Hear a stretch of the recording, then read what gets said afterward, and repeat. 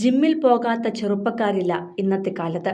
ശരീരം പുഷ്ടിപ്പെടുത്താനും ശരീരഭാരം കുറയ്ക്കാനും ഫിറ്റ്നസ് നേടാനുമൊക്കെയാണ് പലരും ജിമ്മുകളിലേക്ക് എത്തുന്നത്.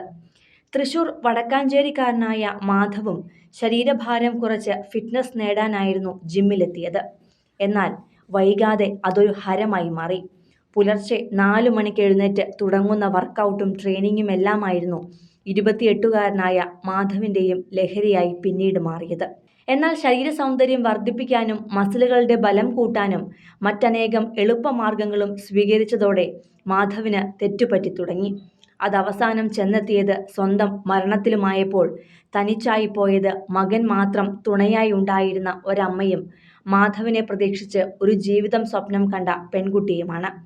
മാധവിന്റെ മരണത്തിൽ വിങ്ങിപ്പൊട്ടിക്കരയാൻ മാത്രമേ അവർക്കിപ്പോൾ കഴിയുന്നുള്ളൂ എന്നതു മാത്രമാണ് ഇപ്പോഴത്തെ സത്യം. നേരത്തെ ശരീരഭാരം വളരെയധികം കൂടുതലായിരുന്നു വടക്കാഞ്ചേരി ഒന്നാം കല്ലിലെ മണി കുമാരി ദമ്പതികളുടെ ഏക മകനായ മാധവിന്. ജിമ്മിലെ വർക്കൗട്ടിലൂടെയാണ് കൃത്യമായ ബോഡി ഫിറ്റ്നസ് മാധവ് നേടിയെടുത്തത്. പിന്നാലെയാണ് ഈ രംഗത്തോട് ഇഷ്ടം തോന്നുന്നതും അതൊരു കരിയറായി തന്നെ മുന്നോട്ട് കൊണ്ടുപോകുന്നതും. വടക്കാഞ്ചേരിയിലെ പല ജിമ്മുകളിലാണ് ജിം ട്രെയിനറായി മാധവ് പരിശീലനം നടത്തിയിരുന്നത്. ഇതോടൊപ്പം തന്നെ നല്ലൊരു ഡാൻസറുമായിരുന്നു മാധവ്.